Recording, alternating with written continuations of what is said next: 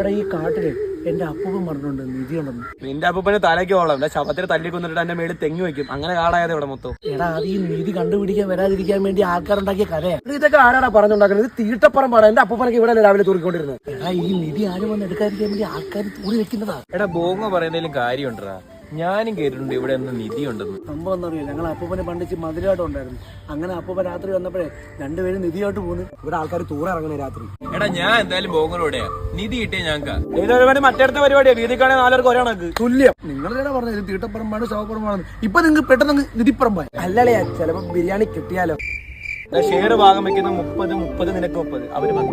ഇവന് 10 പക്ഷെ എനിക്ക് 50 വേണം. എന്റെ അപ്പൂപ്പനെ കഷ്ടപ്പെട്ട് കണ്ടുപിടിച്ചു. ഓ നീ കണക്ക് കുറച്ചിൽ തുടങ്ങിയല്ലേ, നോക്കളയാ. നിധി കിട്ടിയില്ലല്ലേ, കിട്ടുമ്പോ വീതം വയ്ക്കാം. എന്നാലും എന്തായിരിക്കും നിധി? ഒരുപാട് സ്വർണവും ഒരുപാട് പണവും ഒരുപാട് പവിഴ കല്ലുകളും.